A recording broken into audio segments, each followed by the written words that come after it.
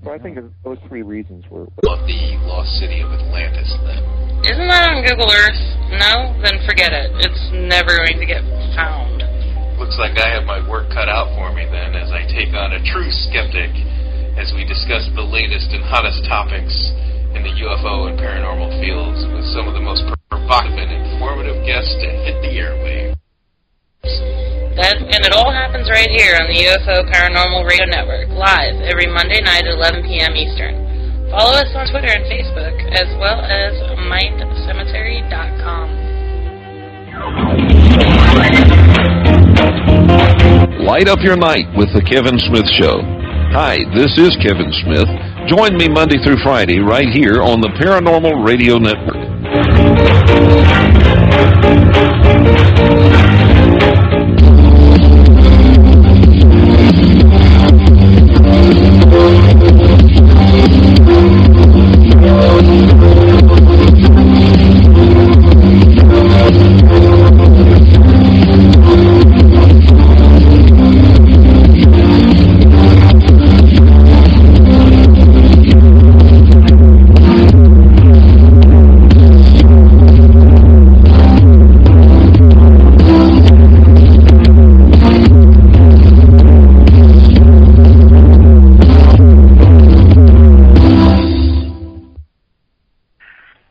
Welcome to another episode of the Dawn of Shades.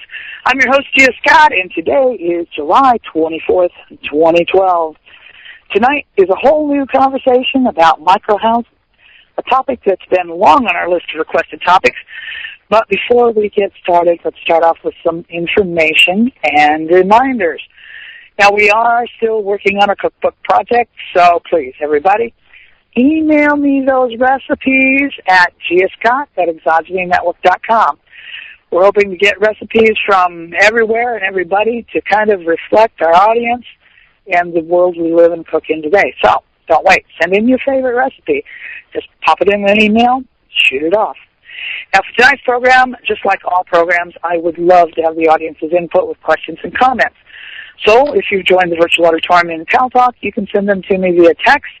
And if you're listening through one of the other venues, you can email them to me at giascott@exogenynetwork.com. Now, this is true even if you are listening in on a rebroadcast or podcast of the program. So please, if you enjoyed it, drop me a quick email and tell me so. If you didn't enjoy it, well, drop me that email anyhow and tell me why. And while we're talking about email, I really appreciate the listeners who write to me to tell me what they think about the program, whether it's positive or not.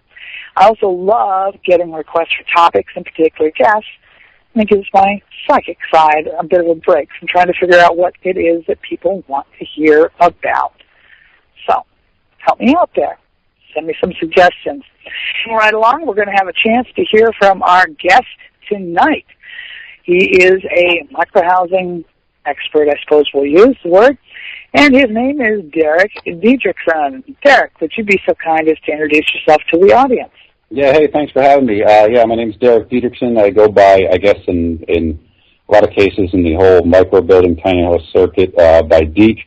I'm an independent builder, tinkerer, director, host, producer, author, musician. Those are all part-time, full-time coffee drinker, apparently. And I am very much so immersed in the world of kind of the whole do-it-yourself ethic and, microstructure, cabin, house, vacation cabin, hut, shanty, whatever you want to call it, building. I host a couple different online programs on YouTube, one Tiny Yellow House, both for Make Magazine out of New York City, and for myself on the RelaxShacks.com channel on YouTube. It's spelled out DOTCOM. I run a blog called RelaxShacks.com, another one called Fort, FORTA.com, and a couple others in the works. I host and teach, speak at a lot of, I do a lot of engagements, but set up my own workshops based around hands-on building.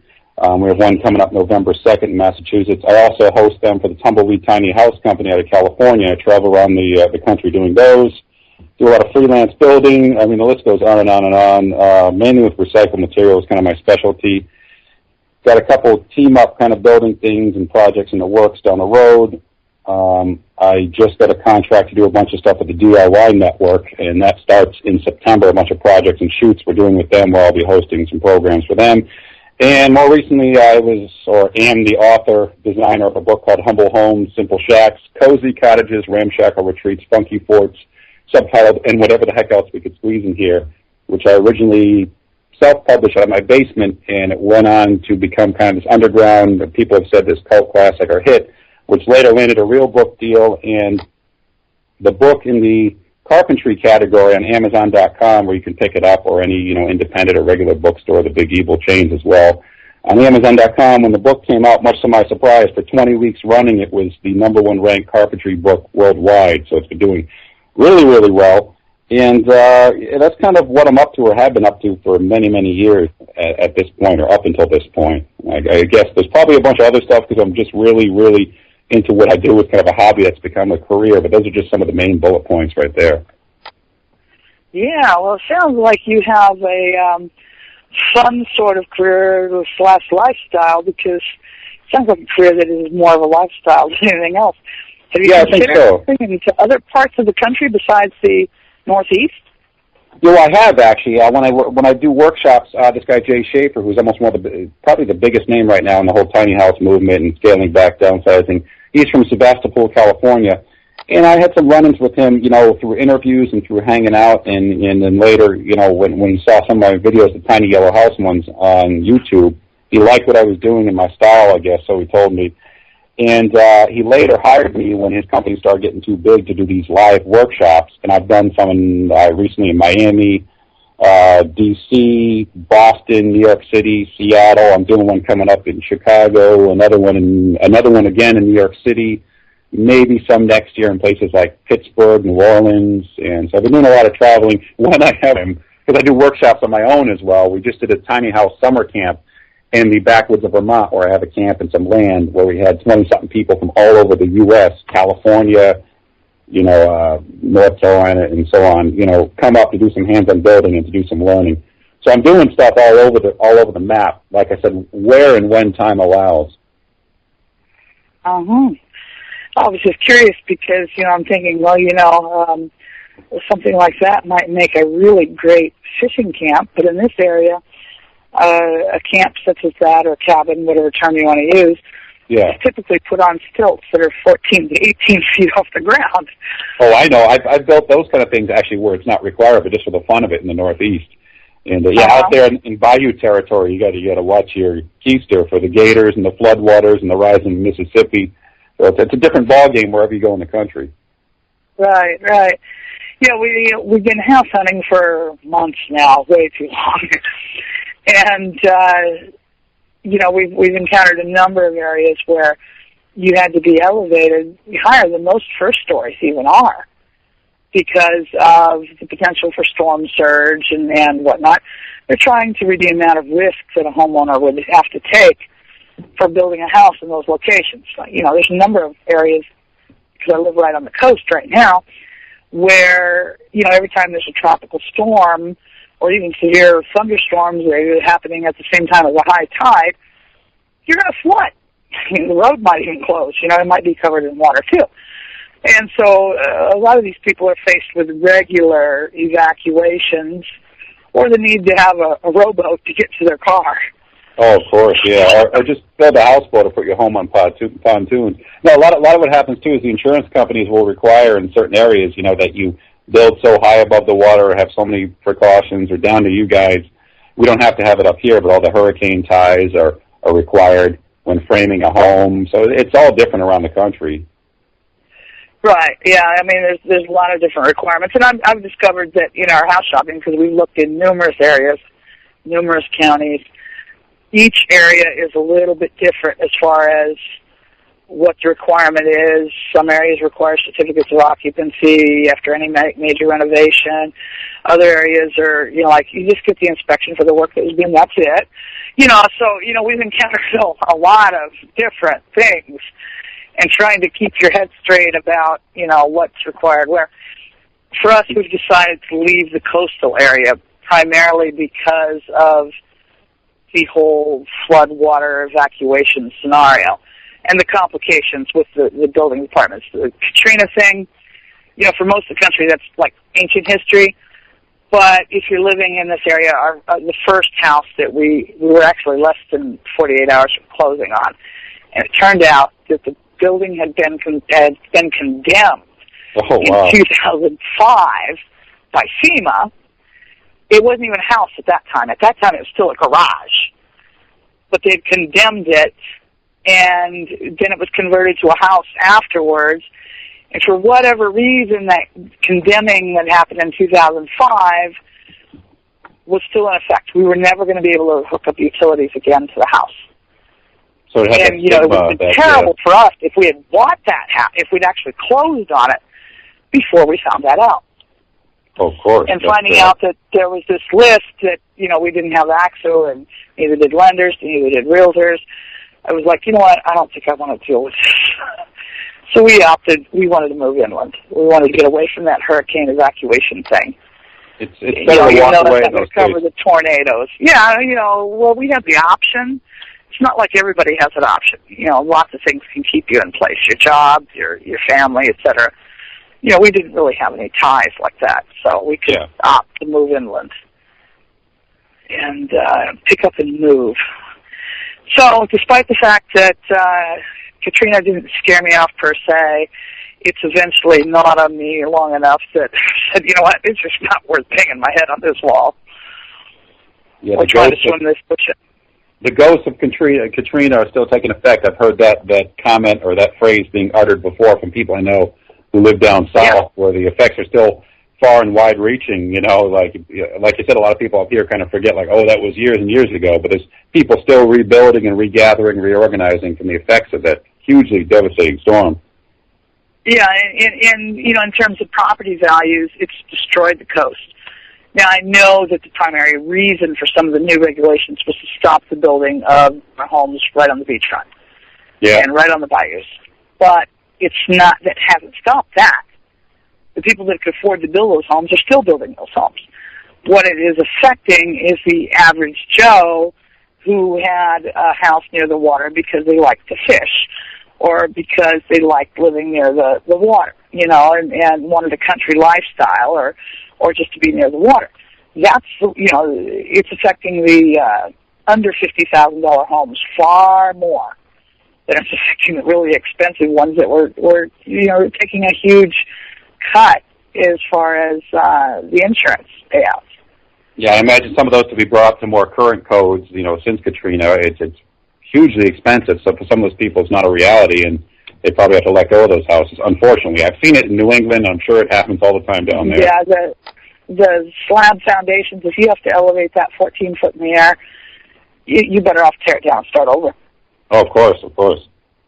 And we see there's all these empty houses sitting, decaying further on slab foundations simply because people couldn't afford to make them where the government would let them move back in, and meant that they couldn't afford to make their mortgage payments. So now they sit rotting, literally. Yeah, it's a shame to see that. And all those materials, like if people aren't ever going to move back into them, just for the sake of expediency, a lot of times they bring in these demo crews eventually, if they ever get to that point, just bulldoze these houses, crush them up, extreme makeover style, put them in a dumpster, haul them away when some of the materials were perfectly good if someone had the time and the means to actually slowly dismantle that house and use the guts of it. And a lot of people don't. A lot of the houses are brick. A lot of them are brick. A lot of times the roof timbers could be reused. There's nothing wrong with that stuff because it wasn't affected. It wasn't wet, and so forth and so on.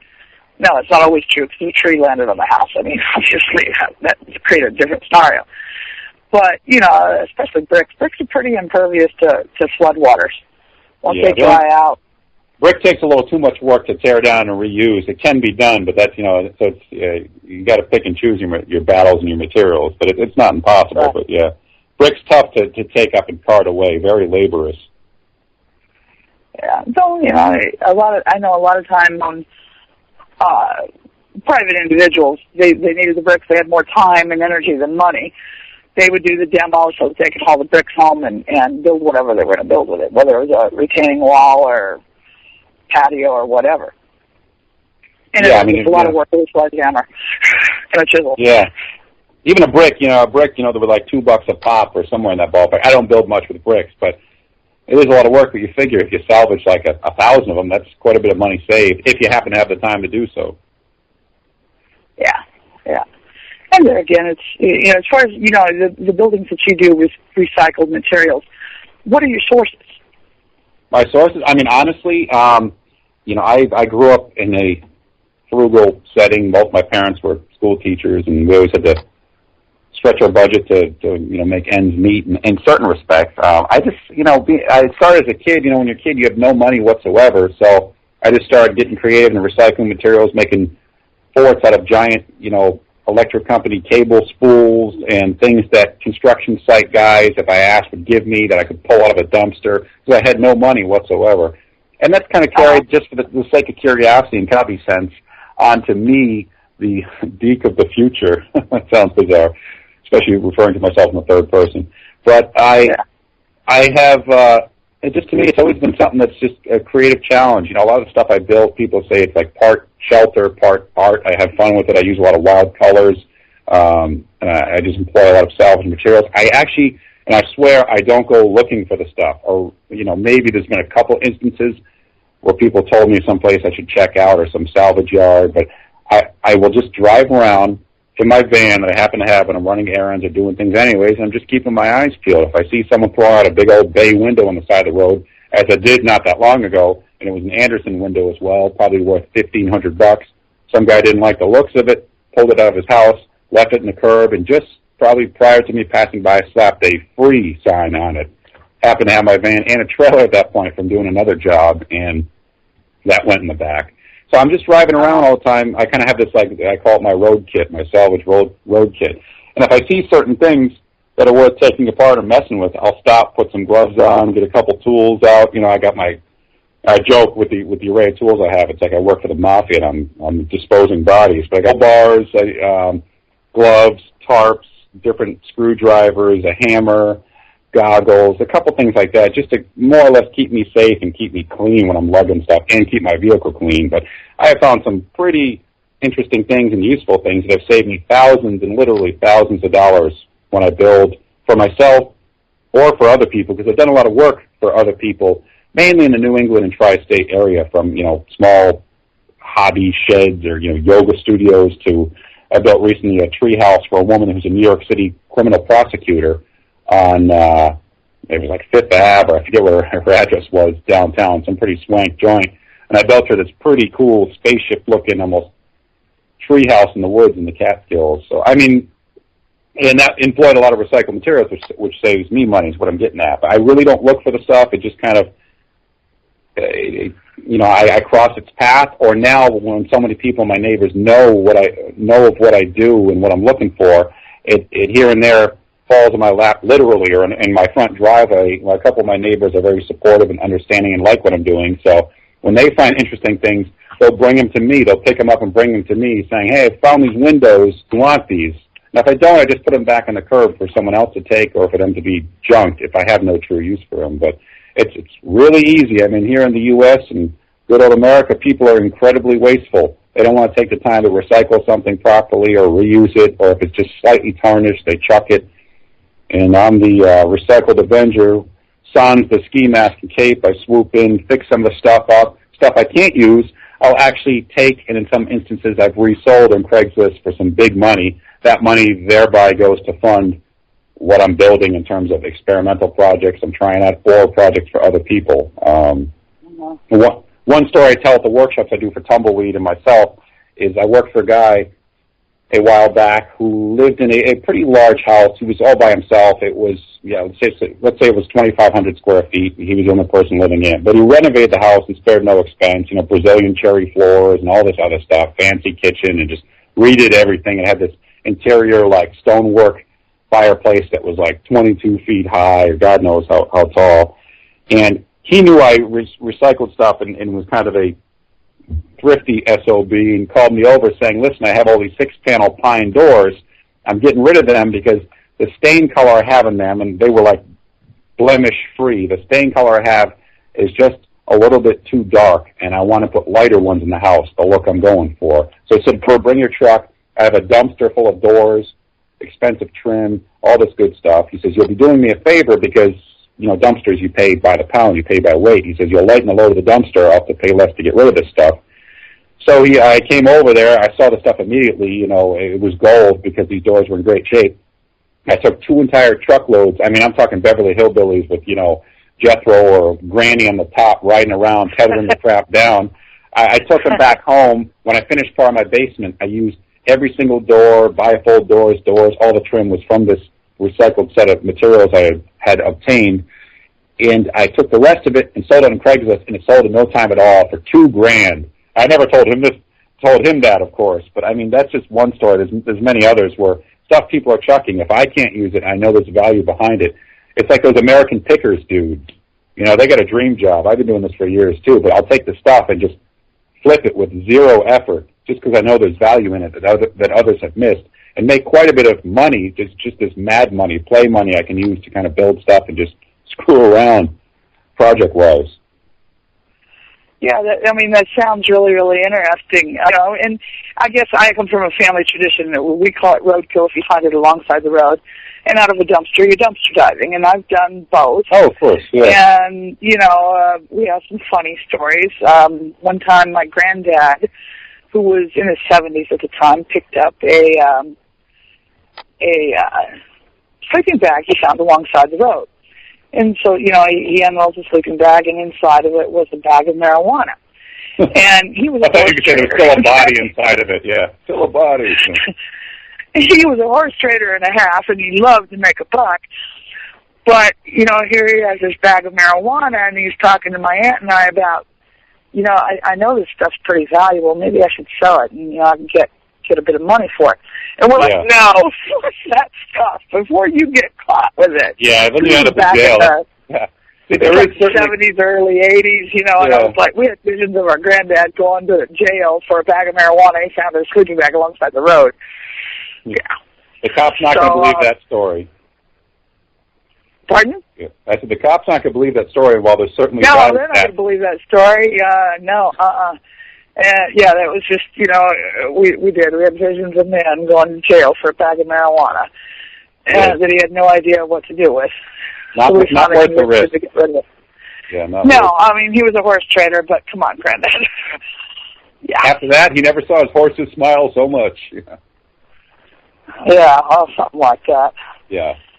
So, yeah, you know, we found many interesting things over the years alongside the road. Some you kind of go, I remember one time all the way from Phoenix up to Flagstaff and then east towards Gallup on the assorted interstates. There was clothing, like somebody had been driving down this road throwing a piece of clothing out every 30 seconds. Yeah, I don't know who was mad at who, but somebody's clothes were getting chucked for a long ways. Yeah, I was going to say, it sounds like a bad breakup where someone's trying to make a statement there. Yeah, your clothes are, I brought your clothes to you. They're scattered along the interstate. Have fun picking them up. Yeah, go find them. Have fun. Yeah, no, I found all sorts of things, too. I mean, off the top of my head, it's just, you know, even toolboxes. There's a lot of people when someone passes away or is cleaning out or they get divorced or who knows what. I can't tell you how many times people have just taken like entire like Stanley steel toolboxes full of tools, some of them crap, some of them decent, just put them on the curb. Like, I'm sick of this stuff being in the garage. I never use it. You know, these weekend warrior carpenters who buy all these tools and never end up using them. They just throw them out on the curb alongside bicycles and things that are high end. These Trek mountain bikes that don't have a scratch on them, and people chuck them, throw them out, and you know, some of that stuff I just don't have room for. I'll pass on. But with tools, you'll find some interesting stuff, and the stuff I no longer have to go out and buy, or you know, if it was a tool I would have ordinarily bought, I now don't have to. And if you find some of the older ones, like some of the old Stanley, the block planes and the classic antique tools, there's a lot of value in those if you know what you're looking for. I'm not like this antiques guy. I'm not super knowledgeable in that. I mainly look at something I can more immediately use, flip and sell in some cases. I don't even do that as much. I'm just looking for materials to build with or tools I can use, tools that aren't currently in my collection. I have too many of them, but it never hurts to have a double here and there. Well, yeah, I can easily, because I know, like, okay, we have now 2 vehicles. We need tools in each for, emergencies and whatnot. I have a separate set of tools that goes with bicycles when they go biking. And, yeah, you got one of those bike gizmos, but you need additional tools other than what is included there sometimes. Because we got goofy bikes, sort of, Frankenstein bikes. And so, you have this other little, compact tool pack you carry along, too. And, so you do have duplicates. And you have tools in the house, and I have tools that go camping, and, so forth and so on. So a lot of times, I may have a hammer in each kit. Do I really need 6 hammers at once? No, but I need 6 different hammers to go with each kit. Or, a monkey wrench or locking pliers or whatever, So I can see where duplicates would be really useful. Yeah, you have to be careful. To save time transferring. You have to be careful, though, because some of these tools, when you get to the fancy ones, you eventually need tools to take care of your tools and then extra storage to, extra sheds and whatever to house them. And I try to keep myself in check because, yeah, like you said, it's nice in whatever circumstance to have multiples hammers if you need them in different locales, or if you have a house where you keep one, but, after a while it gets overboard. But the thing is, a lot of these I found for nothing, so it's not like I spent any money on them. And when I do these workshops, the hands-on ones, there's always some numbskull who uses a tool incorrectly, breaks it, or it gets lost somewhere. And in those cases, to me, I'm like, you know what? There's no skin off my back because that hammer was absolutely free. So those kind of things I keep in mind when we see certain tools. I'm like, okay, here's a beater hammer. I'll grab that because someone down the road will use it and lose it, and I won't shed any tears in that situation. Right. That's a big difference between spending $30, $40 on a hammer and it disappears or breaks. Oh, yeah, if you have some, like, Esteling nice framing hammer and you lose it, or my brother borrows it, doesn't return it, or gives it back to me bent, I'm going to kill him. Uh-huh. Yeah. I'm fond, being a woman, I'm fond of tools that feel less intimidating. I don't want a 3-pound hammer, I like little tack hammers because I'm often using them for little things, putting a hanger or working on a small craft project. Yeah, I have a big hammer for doing big things when I'm framing something or building a fence, but that's not the hammer I'm going to use 90% of the time when I'm using a hammer. You don't need a sledgehammer to hang a picture. There's a time and place for the different tools you're going to have. So exactly what you're saying. Yeah, I agree. Yeah. And trying to make, I happen to be nuts about if it's not where it's supposed to be and I can't find it, I may as well not own it. Yeah, it's easier said than done to keep organized, though, I got to admit, Yeah, it is. It's a continual battle, and it gets even more interesting as a couple because we're both using the tools, and we both have different ideas of how things should be organized and where it should be kept. Yeah, where they should be placed. So, we've had some rather intense discussions, we might say, about where such and such. That's called for chair-hurling fights, right? Nah, I'm not much into that, especially since I hurt myself, hurling chairs and plates. I even went to Corel dishes because they weigh like a quarter of the standard stoneware plates. Okay. So hurling them is not happening anymore. Yeah, no, I'm just kidding. Yeah. I'm not to say I haven't hurled a plate or two in my day, because I have. I'll admit that. There's something very satisfying about a smash on occasion. There is. It's sort of like, when you're reading about demolition, that it's a lot quicker and easier when you're demolishing some beat-up, substandard cupboards in your kitchen to just take a sledgehammer and beat them off the wall. Yeah, it's good to let that... I see me putting it through the drywall, too, but, okay. Yeah, sometimes smashing things is kind of satisfying. It's like throwing a TV off a building. Yeah, well, I know more than one person that's wanted to pitch a computer out a building window. Yeah, I keep saying I'm going to do it to mine because I have this outdated. I jokingly call it the old school Commodore 64 VIC-20, which is not. But one of these days, and there's probably 1,000 videos out there already. But in one of my videos, I'm going to take a sledgehammer to the damn thing and put it out of its misery, and I'll get much satisfaction by doing so. The power supply. Yeah, I'll unplug it first. Yeah, I'll unplug it. Well, even unplugged, the power supply holds large voltage. Yeah. Well, I'll research it thoroughly before I do so. Or maybe I'll just refer to my knowledge. You smashing it's one thing, just don't smash the power supply. Yeah. It could be a big jolt in a not so nice way. I'll keep that in mind. Or next time you see me, I'll have a new hairdo a la Kramer. Yeah, something like that. Now, in terms of it sounds like you do all sorts of projects, from practical to very fanciful projects. Yeah, it depends, yeah. You know, are most of your projects for clients, do they have a lot of input in what you decide to do? Well, that also depends, too. I mean, I've been lucky enough where some of the people who have asked me to build stuff for them have, like I mentioned, that woman in the Catskills, that New York City attorney, she was very free-spirited and just so easygoing. And she came to me, and she saw I had a piece in the New York Times on the cover of the Home and Garden section, which was a pretty amazing 3-page run. And she came to me after seeing it and said, listen, all I want is my summer home in the Catskills, which was, her tiny cottage, she called it, was this gorgeous stone house on 10 acres. I forget, it was amazing little getaway place. But she wanted, in addition to that, a getaway place number 2, which was this tree house I designed for her. She was in her, 60s, I want to say. And she said the only criteria is it must get a lot of natural light, and it has to sleep or be able to sleep 2 people. She said the rest is entirely up to you. I trust you. And that was the dream gig there, because I could do pretty much anything I wanted. On some other jobs, people are a lot more meticulous. But usually, I mean, keep in mind with the medium I'm dealing with, a lot of these people are pretty easygoing and adventurous, and they've given me quite a bit of artistic freedom to kind of bring a lot of ideas to the plate and change some of their ideas or offer up some new ones. And they're usually pretty receptive to what I offer. So that part of the quote-unquote job, because it's not really a job, but that aspect of it I really love. It's, I get to do so many creative and fun things. How difficult our codes are to work with? Well, a lot of cases it bypasses them because they're not, even in the case of tree houses in many regions, they're not permanent structures. There's no tree house really is going to last forever. Or in some cases, some of these structures are hobby sheds or little guest houses. They're either on wheels or on skids. They're the size of, if not smaller than sheds in a lot of counties and regions. Again, it differs everywhere in the country. But you can build something, like around me in Massachusetts in a lot of areas, you can build a shed up to 120 square feet without a permit. Later they might want to come by and just measure it to tax you on that square footage. But you can build these structures and kind of surf under the radar in a legal fashion.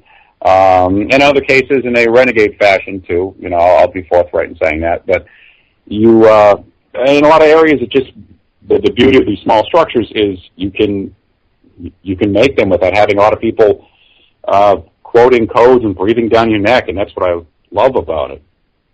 Yeah. Well, I know in the town where we're considering purchasing a house, structures over 120 square feet don't have to meet code, but all sheds have to have a permit. So, I was like, okay. Wait, structures over 120 feet, there's no code? Is that what you said? Or the other way around? The other way around. You don't have to meet code if you're under 120 feet, but you still have to have a permit. Yeah, okay, yeah. No, there's a lot of regions where that's the case, too, and they want on record what's there, and they want to send out whoever, their watchdog, to go out there and, I'm not knocking those people either, because I understand why it's done. Go out there and measure the square footage and make tax money for that town, that's fine, but a lot of cases, you can get pretty creative or, find some loopholes as to how to get around things. I mean, there's a story, the Sting from the police, so I hear. He has a pretty elaborate treehouse, and I guess the authorities came down on him after he had some people build it for him. I mean, this thing was monstrous and beautiful and custom built, in and out, all the bells, all the whistles. And keep in mind, Sting probably has an armada of lawyers, too, sifting through town codes and contracts after the fact. But they came out and said, Sting, you have to tear this down, this treehouse, this structure, so on and so forth. You didn't pull permits on it. It's not allowed. He says, what treehouse? What structure? This is a sculpture. I guess before then he took these stairs and the ladder away, so there's no true access to it. And somehow he was able to say it was just a sculptural, and it wasn't really, in fact, a building or outbuilding. And I guess, so I hear that was enough. I don't see that flying much. But there's certainly ways. No, I can see a lot of arguments coming in on that one. Yeah, but I mean, again, like I said, it stings, so he probably gets preferential treatment. But there's cases where you can get even where you need permits pulled, you can get a shed built and once it's all signed on, people will afterwards go in and outfit it the way they truly want it once the law, quote unquote, has signed off on things and taken off. Yeah, you've got the shell of the building constructed. They come and look. They say, okay, hunky-dory, and then you finish off the interior. Yeah, there's a guy, Lloyd Kahn, who I really respect. He's great. He's put out a lot of books over the years from the 70s till now based on alternative architecture and, building houses yourself. He's got a new book out called Tiny Homes. Tiny Home.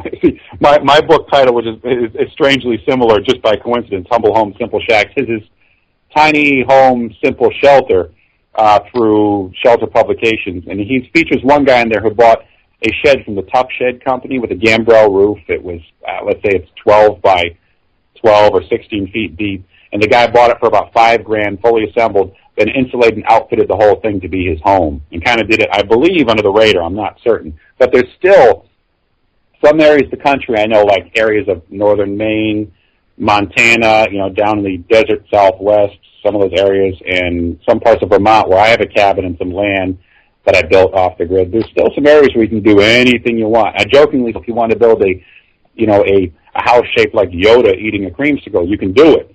You just, part of it comes into part of what comes into play is being getting along with and being kind to your neighbors if that was near the property line. But in a legal sense, you probably could do it. So there's still some pockets of places like that in existence around the U.S. Not that I want to tell you too many of them because I don't want to give all the good secrets, but I guess yeah. I could care less, honestly. But I don't want all of a sudden I got like 15 neighbors next to me building these plywood skyscrapers. But no, there's a lot of areas out there if you do your research and ask around where you can still do as you damn well please.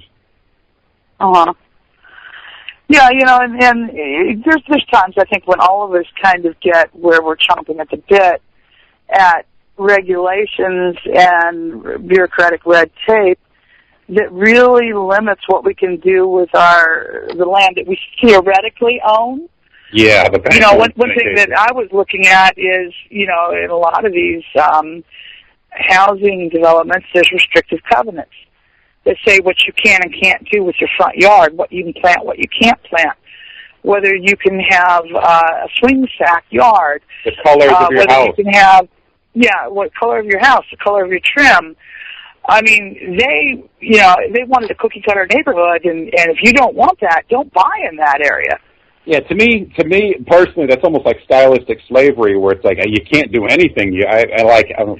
I need to be a place, and that's why when I was still in college and I saved up quite a bit of money. I was working for CBS Radio as a DJ at the time, making good money, paying nothing for rent, living with a bunch of other guys and saving money. And for forever, pretty much, I wanted to buy land somewhere. So I bought some land in Vermont, and I tell people it was pretty much the money I would have spent on a really crappy used car. I bought a little over 10 acres in Vermont, and since the year 2000, that's been my stomping and experimental, my proving grounds, if you will, for building, just messing around, trying out different unconventional kind of, homemade and half-baked or self-baked. It depends, both ideas out in the woods. And it's been very therapeutic and just very fun doing so because, like I said, certain places in Vermont, you can still do whatever you want. Yeah. I mean, and, I found it really, really restrictive. The estate agents I found were not real responsive to most of them have not listened to what we've told them, what we were looking for. They want to get by the big house. Yeah. Well, they drag you off to look at houses, and the end result is you're looking at something you absolutely don't want to live in. You absolutely don't want to pay the price for it, and it doesn't have anything you did want. We've wasted their time. We've wasted our time. And, to be honest, a big reason for us putting in an offer on the house that we're going to be offering on is because the real estate agent did listen to what we were saying. It's not our dream house by a stretch of the imagination, but it'll do. But it's what works in your circumstance, yeah. Yeah, it meets the absolute skeleton criteria, and so it'll work for now. Do we regard it as something we want to be in 20 years from now? No. And like most people, when you buy a house, you don't know how long you're going to be in it. You might be in it for a few years. You might be stuck in it for a lifetime. Yeah. Or, on a more positive note, I mean, the case with the house I bought, my wife and I bought my house very young. I was 25. I bought a house because, again, we had saved up for a while. And I wasn't even intentionally looking at first. And I was looking through, they call them pizza rags, which are the real estate magazines and pizza shops. I'm sure you have them down in the South, too. And I just started looking at some listings. I did the rough math in my head, even considering escrow, taxes, and the actual mortgage. I'm like, Boston is extremely expensive to live in the Boston area. But I was looking at these houses and realized that what my wife and I, or girlfriend at the time, were paying for rent in this apartment, we could actually own a house with a yard and be paying less. And yes, the house needed some work, and maybe to somewhat with some more finicky tastes or grander in terms of size ideas that might be a tear down, but we bought the house with the intention at one point in time, or more so my wife, thinking, okay, it might be a transition house, a starter house. It's small. It's very small, but it works.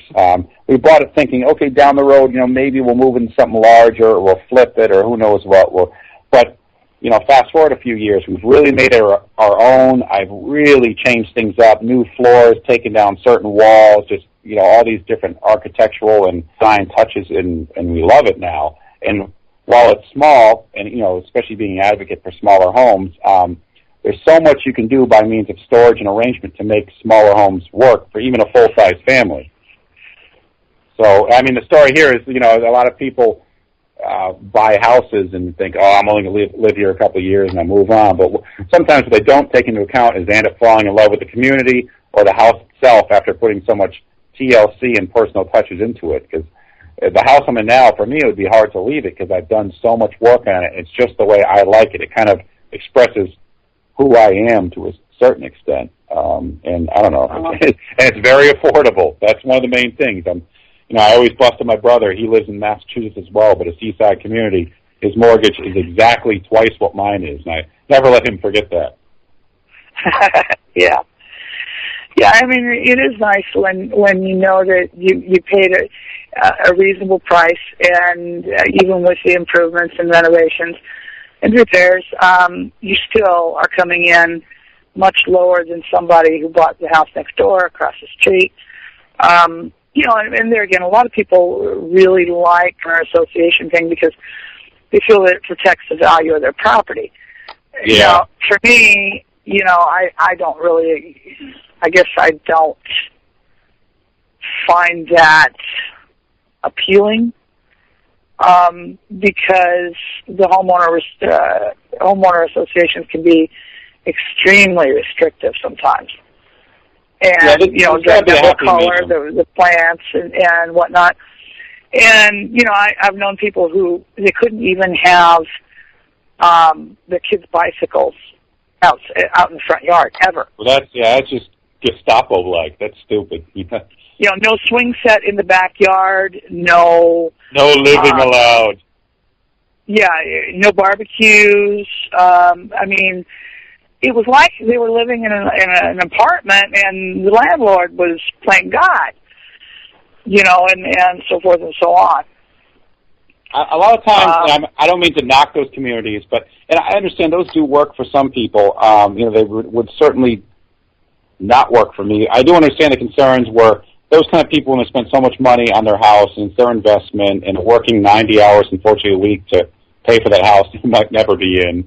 Side commentary there. But these people, I understand how they're worried that someone might move in next door, Billy Bob, Joe, whoever, who's, loves collecting old antique rusty cars and piling them up high, and it's going to detract from the value of their house. I certainly understand that. But for me, I see a lot of these developments, and they're soul-sucking. There's all the trees are 5 feet high, and they're all the same shape and color, and there's, if there's no bicycles in the front yard and there's no individual flair, it's just this, it's like, what's that, Fritz Lang, or no, what was that Metropolis movie? Everything's this, like, automechanical carbon copy, like, or I think of the movie Stepford Wives, Oh, exactly. And you know what's funny, the town I grew up in, Connecticut, Madison, Connecticut, which I love, it's a beautiful town, but unfortunately it's become really upscale over the years, and I've seen it happen where all the New York City attorneys and bigwigs will buy out houses there, use them for a week, but they'll bulldoze these perfectly beautiful Nantucket-looking cedar shingled houses and put up these ugly vinyl-sided mansions, use them once a week. But that town was actually one of the key locations they scouted to shoot there with Matthew Broderick of the Stepford Wives, because the town green is like, symmetrical, picture perfect, the big white church and all the, nice downtown streets. But, the little town of Madison I knew as a kid has now become this town that's so expensive to live in because of people from New York City coming in and using it as this touristy summer place where they own their summer rental, so to speak. It's become so expensive that the people who outright own their houses, the old guard from Madison, are being forced to move out because they can't even afford the taxes, because the taxes have become so exorbitant over the years because these people moving in are driving up the real estate value. So it's unfortunate. Right. I grew up in northeastern Iowa and as a kid, and I saw that happening with farmland. Foreign investors were buying farmland and driving the cost of the farmland up to where the average family farm was costing $6 million. You were not in your lifetime going to make that much off that land. Especially farming, yeah, of course. And so it was putting one farmer after another literally out of... Yeah, it's a crime. It's awful. It really is. Yeah, so it was pretty tough times there for farmers. It started in the 70s, and it took a long time. I don't know how the family farms in that area are doing now. I no longer live in that area, and I haven't since. They're probably all Walmart. They're all Walmart parking lots now. Well, I know that. Let's see. I drove through the town where I graduated from high school. I guess it must be 4 or 5 years ago. And I didn't hardly recognize it. I mean, granted, the old courthouse was the same because it was still the old courthouse. But the sheriff's department that was next door had changed. The town was real big. The main highways were gone. They had like this limited access highway that bypassed the entire town. It was completely different getting around. And it didn't look anything like the place that I'd left. I guess 30 years before that. You can't stop progress. Towns change. Yeah. Well, I don't know if they had a Walmart. They still had a Main Street, but we didn't spend that much time there. It was sort of like a drive-through.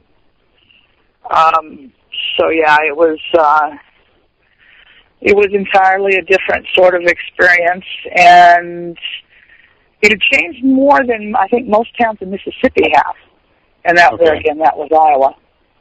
Yeah, yes. I've never been on to Iowa. Don't know much about it, but yeah. As a kid, it was mostly soybeans and corn. Rolling hills, soybeans and corn in that part of Iowa. And it's now got wind farms. Okay, all right. Yeah, so it's you didn't see it was usually 3-4 farms, on every mile. It was marked out like a grid, and it was really easy to get around, even in the country, because it was all gridded out perfectly, like grid paper. Yeah, it's a similar example, just different region of what I'm kind of saying was happening in Connecticut and slowly happening pretty much everywhere, I'm sure. Or not everywhere, but in lots of different places. And, I mean, I guess through that, my upbringing in that, small town I talked about, or if I even did it all, but, growing up in that town that was very well-to-do, my family, we weren't poor, but we weren't so well-to-do, and, I shared a room with my brother.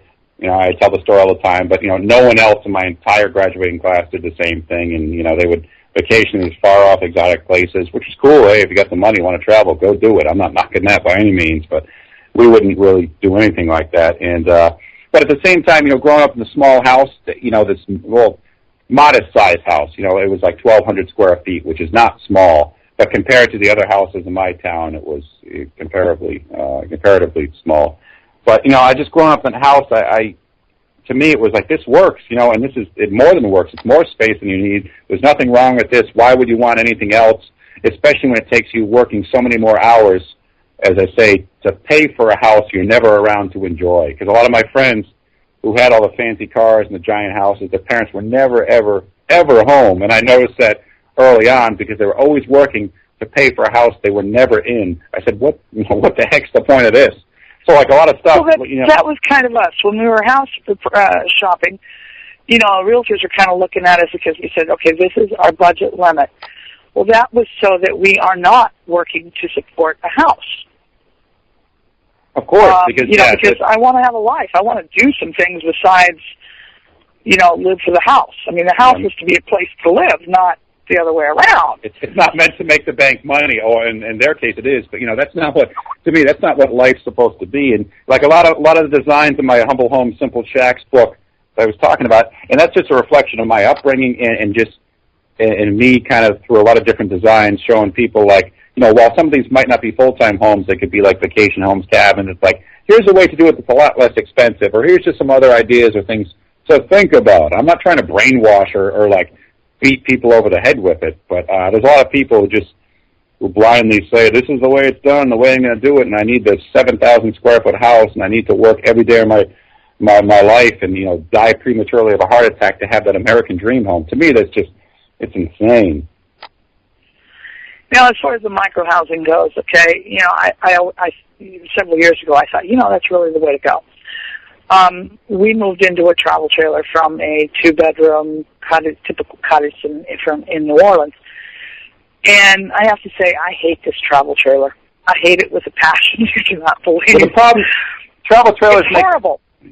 Well, no, here's the thing. I've been in some that are gorgeous, and I've been in some. The problem is they're mass-produced, a lot of them. They use cheap materials. It's like, how can I build it as cheaply as possible while making it as big as possible? And it's that cost, size, balance. I've been in some that are gorgeous, and they're smart because they're affordable, but I've been in others where it's like there's no insulation, everything's plastic. It just looks like it came straight off the Fisher-Price, the rip-off version of Assembly Line. So, I mean, to each their own on those stories. It is very poor use of space. Okay, well, that's some travel trailer company didn't know what the hell they were doing, because a lot of them usually have a pretty decent layout in terms of spatial arrangement. Okay, maybe it's a poor use of space for a couple. Yeah, maybe. That also work with computers. Okay, like the bench seats. Okay, I have cursed those since day one. This particular model has bunk beds in it. The bunk beds are so small that you wouldn't want to put more than a 4 or 5-year-old in them. They're coffin size, literally. Okay, yeah. I cannot imagine an adult crawling into one. If I got one in, you'd have to rip a wall out to get me back out, and I'd be ripping it out because I'd be panicking. I'm claustrophobic. So for me, and then the way the bedroom is laid out with this stupid little closet that all it does is make you feel closed in, and it's wide enough to hang, like a half dozen shirts or dresses or whatever in it. I'm like, that's the point. Yeah, well, you got to keep in mind, like travel trailers and certain those, RVs, mobile homes, and modular homes. They're all in the same ballpark, some one and the same. But a lot of those are developed, again, assembly line housing to serve the lowest common denominator. So that's the beauty of building a house yourself, or seeking different alternatives through, some of the, like, not only my book, but other ones I mentioned, like the Lloyd Kahn book, Lester Walker's Tiny Houses. And that book was eye-opening for me, and that was my first tiny house book in the 80s. And that's kind of what got me into it, aside from building a lot of stuff when I was a kid. But some of these books, to me, showed you, like, listen, you don't have to try to squeeze yourself into what other people deem is going to be right for 1, 2, 3 people. Build your own house and build it the way you need it. Make it your own to cater to your own needs. And that's, I think, a lot of the mindset behind the whole movement, where people are like saying, damn it, I'm going to build my own house, do it my way, the way I want things to be set up. I don't want those uncomfortable bench seats. I want small closets, or maybe I want big closets. And one thing I didn't touch upon is, maybe I want my house to be mobile. I do these tumbleweed tiny house workshops, and, down where you guys are, when you got slammed by Katrina, when I did a Miami workshop, a lot of people were saying, and I realized it too, like, listen, I want to build a tiny house that's in a huge travel trailer, dual axle trailer. So if hurricanes ever do come through, and I'm giving that advance warning, I'm getting the heck out of Dodge and saving my house. Or putting it within some huge, strong, fortified storage garage, who knows? But my thing was, when we moved in the travel trailer, I was like, and even I thought, you know what, we could buy some land, and then if a storm's coming, we simply hitch up and leave. Yeah, what we ran into is the problem with codes. A lot of them weren't going to let us have the power pole and whatnot for a permanent thing. Even because of water table here, a lot of times you have to have it's like a septic tank, but it's above ground, and you have a company come pump it out. A lot of them weren't friendly towards that concept, because I was like, okay, then if a storm's coming, we hitch it up, we pull it inland, away from the out of the range of the water. And then when the waters recede, we bring it back. No big deal. But, you know, the hassles with the county departments, we kind of dropped that idea because we thought it would be a cheap way to live. Yeah, I mean, like, you know, and allow us to do other things besides live for our house.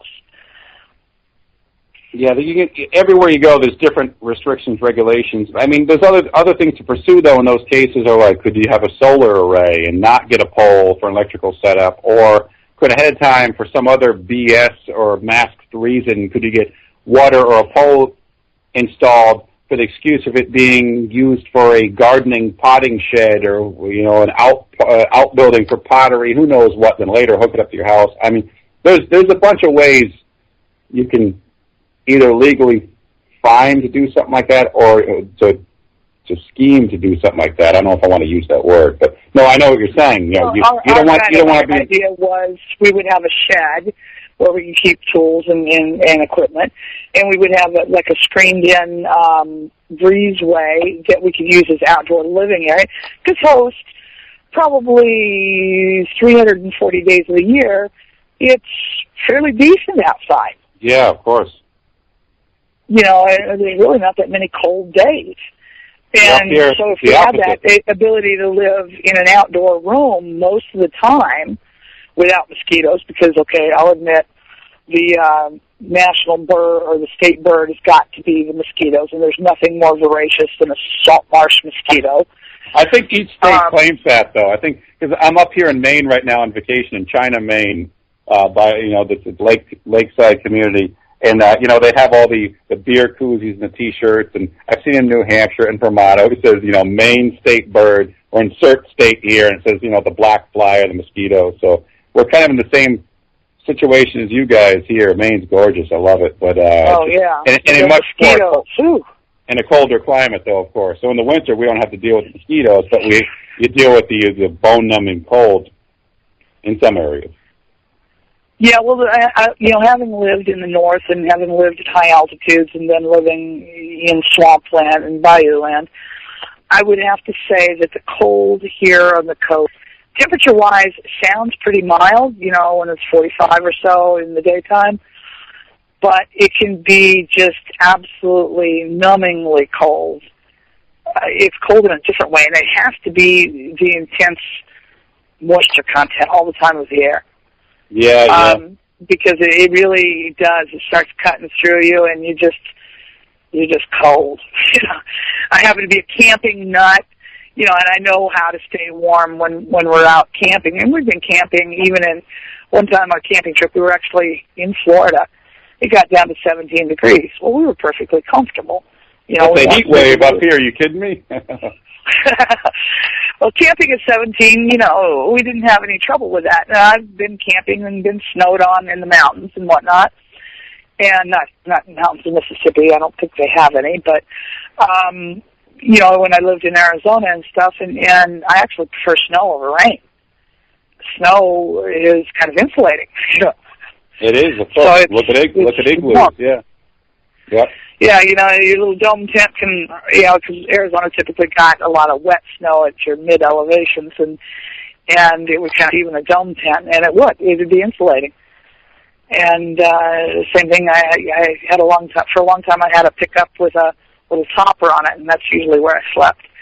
And snow would make it warmer. Of course, yeah. So, yeah, I did prefer snow over rain. Rain was kind of just soaked you wet, and then you were wet and cold. Snow falls off you. Yeah, but I mean, being where you are now in Mississippi, you do have at least now you have the advantage of, I think we're touching upon a little bit, regionally, the advantage of tiny houses seem to work better in these warmer, year-round, warmer, more temperate climates. You don't see as many of them up in New England because you're dealing with, like I said, some of the bone-numbing cold temperatures where, one of the key methods by which to not go stir crazy in a small house or to make it work or feel bigger is to extend your living space outdoors, be it through landscaping or having, you mentioned, I'm bringing this up because you mentioned your breezeway idea with the shed. Here in Maine or where I'm from in Massachusetts, you can't do that as much because, a good third of the year it gets pretty darn cold and you can't really use that outdoor space. As in Mississippi or in Florida, especially in those areas, you can. So California, you see a lot of tiny houses, being built and with breezeways, with porches and these exterior patios, and that really, in effect, enlarges your house, but in an outdoor sense, and makes it much more workable, or it tricks the mind into thinking it's a larger size dwelling. But it's tougher to do that in New England, is what I'm getting at. So you guys have the advantage down there. Right. Certainly a good thing. I know from living in the travel trailer, by moving things outdoors, you have elbow room.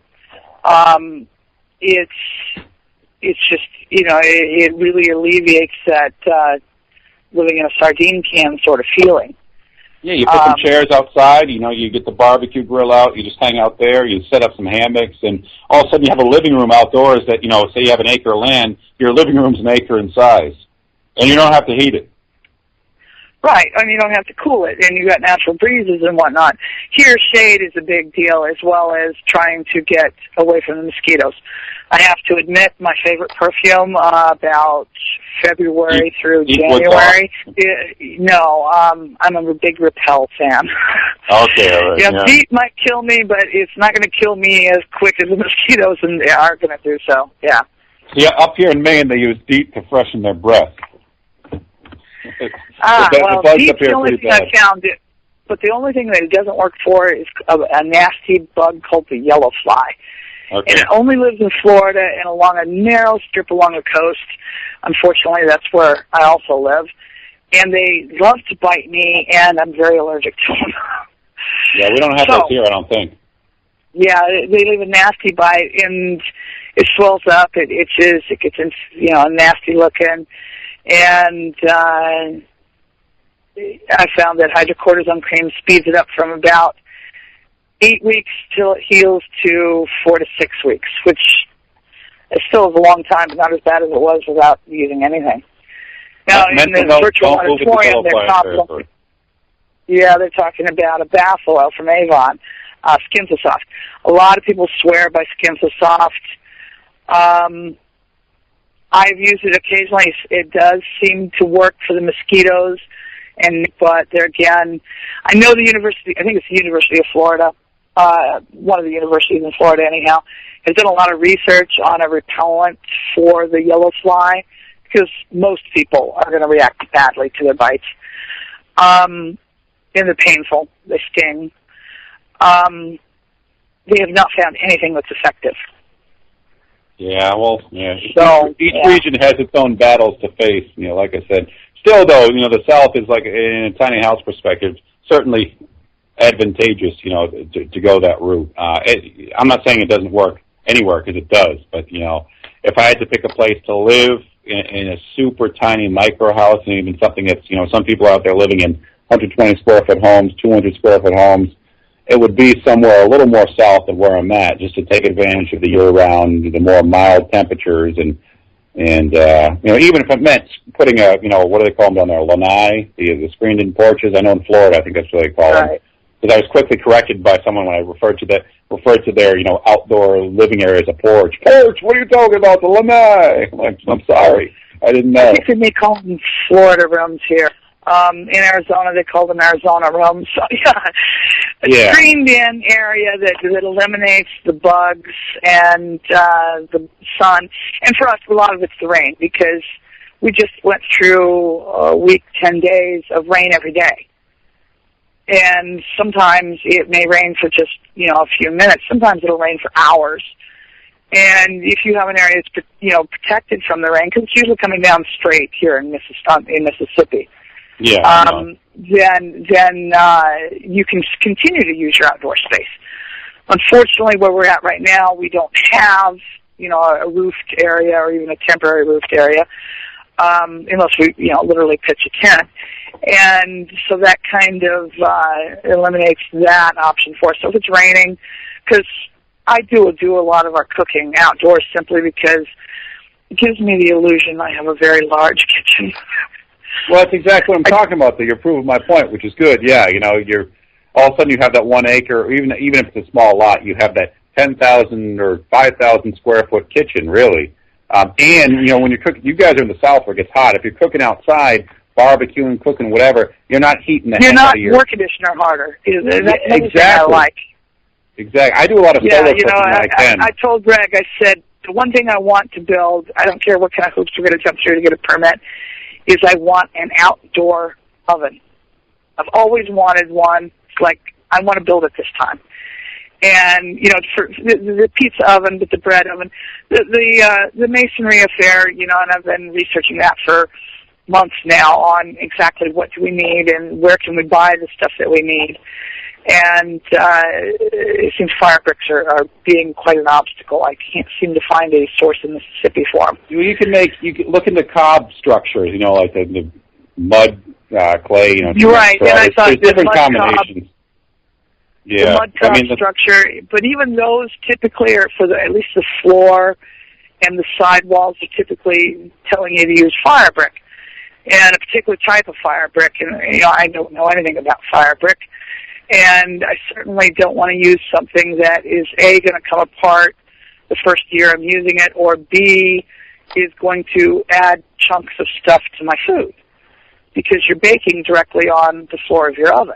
Yeah, that's true, yeah. The other solution, the way to go, and I do this a lot in summers too, because, it gets pretty hot in Massachusetts in the summer, especially recently. We've been having a lot of heat waves. We had one day, a couple of days recently, were well over 100 degrees, and the humidity up here it's crazy.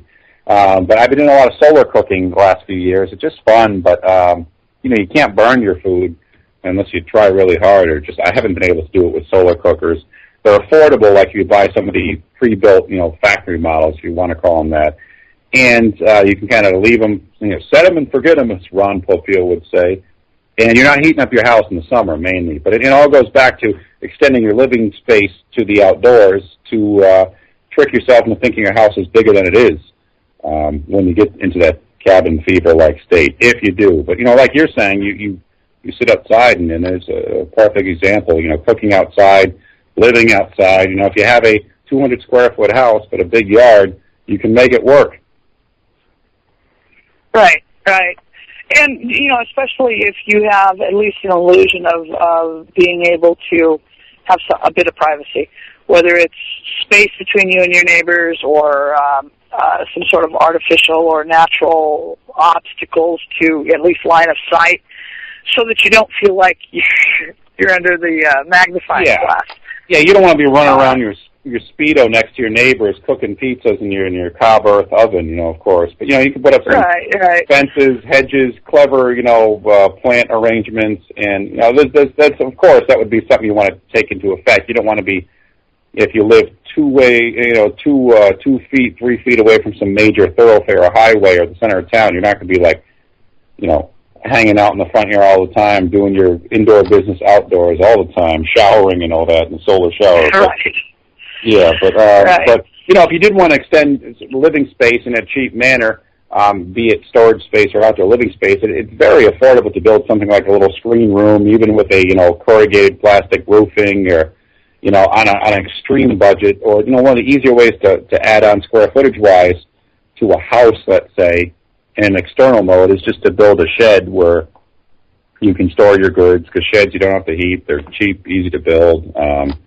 And like I said earlier, you can convert them into houses or even part-time vacation camps, cabins, if you wanted. I don't know. Many options, ideas, tangents out there.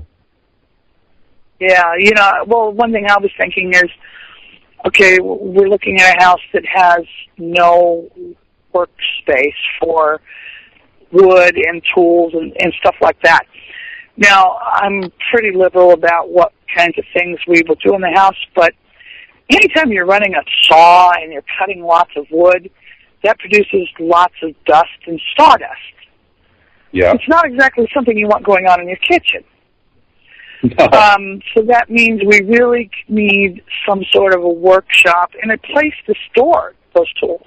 Well, I actually... So a shed is kind of it. Yeah. I mean, you could build a shed for, like, you know, under, especially salvage material, even not with brand new material. You could go in for easily a good-sized one for under $1,000, and much less than that. I have a shed for storage for materials, like, you know, as I was mentioning, I salvage quite a bit of stuff and store it. Not to the point of hoarding, you know, I keep myself in check, and to my credit, I do, especially eventually, use everything that I harvest, let's say, but have an indoor workspace, which is troublesome because I live in the Northeast where the winters are very cold. Down there, at least, you know, of course, you don't want to run your chop saw or your table saw in the kitchen and get, you know, microscopic sawdust everywhere. You know, a cleaning spree would be the result, unfortunately. But, you know, you can just trek your stuff outside, of course, and that's what I do. You know, I store some of it in a shed and other places, you know, undercover, so I don't ruin my tools. And I just work outdoors when I can. Right. Well, for us, I think we would need a covered area simply so that the weather wasn't such a huge damper. Yeah, well, I mean, do you plan on building... Like a lot of other people, that means bringing an electrical outlet or stretching an extension cord. Yeah, that's easy. There. Yeah. I guess what I would have to ask is, are you going to be building like nonstop all the time, or doing it for a living, or just tackling projects here and there? Where I would, you know, if it's the latter, I would say you just lug your tools out when you need them instead of building some big accessory building just for the occasional use. But yeah, everyone's circumstances and needs and frequencies are different. Yeah. Well, you know, for one thing, we've got the whole renovation part of us. And in another, you know, we both have a long history of favorite tools. I love the scroll saw. You know, scroll saw, everybody's like, oh, they're so hard to use. Like, no, it's just like a sewing machine, except instead of putting down a stitch, you're taking out wood. Yeah. Same thing. I use the scroll saw for lots of crafts. But there again, it's a tool that you need a stable surface to place it and power to it, and you better not mind the dust it's going to throw off, or be in a hurry when you're using it. Being in a hurry is how I would break blades or make mistakes and ruin a piece of wood. Or jig right through a finger, yeah. You don't want to do that. Well, I never did that. The only finger I've lopped off, it was actually done with a meat cleaver many years ago now. There you go. Yeah, so it was a nice clean cut, gotta say that. Yeah. My thumb came off right with the carrot sticks. Yeah. This doesn't look quite like a carrot, Ma, or, you know, your guests or whatever. Yeah, well, I was actually a cook in a restaurant the day that I had that accident. So, it got me a trip to visit with a physician because the town didn't have a doctor. That tells you how big the town was. Yeah. I had to wait for an hour for him to get there to stitch up my thumb. And today it looks pretty good. It looks like I have a blister on the tip of my thumb on that hand, and that's the extent. The feeling has finally started coming back 30 years later. There's a case of a vegetarian dish quickly becoming non-vegetarian. Yeah. Yeah, no. So, you know, everyone, especially, you know, that's a cooking case, but everyone, you know, we talk about this a lot too, but especially with power tools, has their own horror stories. And for, you know, anyone looking into building their own house, or like you're doing, renovating a house or building a tiny house, a tumbleweed, or, you know, any of the stuff out of my book or whatever, it's certainly be super careful. I tell people, fear the tools, respect them. I've had many nightmares dealing with the one tool I like the least, but it's so handy, or fear the most, respect, if you want to call it that, is a table saw. Because there seems to be a lot of things that can go wrong saw, and they're just so powerful. Although they say the most... I have to admit that I never got up the nerve to use. I had it sitting there for a month, was the chainsaw. I actually opted to cut down the trees with a bow saw and a double-bitted axe. Yeah, chainsaw. Because I was so afraid of the chainsaw. You can get I use table yeah. saws, you know, jigsaws, scroll saws, circular saws. We use all these other power tools. But the chainsaw intimidated me. I'd seen the results of people having kickback accidents and whatnot. And I was definitely afraid of it. I finally decided, you know what, it's easier to just take the axe out here and take twice as long with half the fear. Yeah, see, the thing is, I use chainsaws a lot, and I'm very comfortable with them just because I've used them so frequently. But the thing is, when you're cutting firewood, I heat my house primarily actually just with firewood. So the thing is, to cut with an axe or a bow saw when you're doing, like, we're talking cords of firewood each spring to ready them for the winter or prior to that.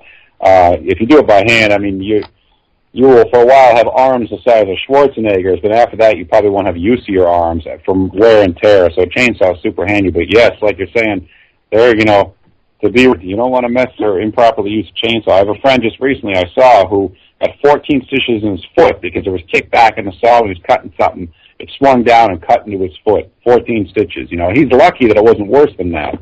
But with all these tools you're using... The first kickback accident I saw, it was actually my biology teacher in high school, which was more than a day or two ago now, but it kicked back into his face.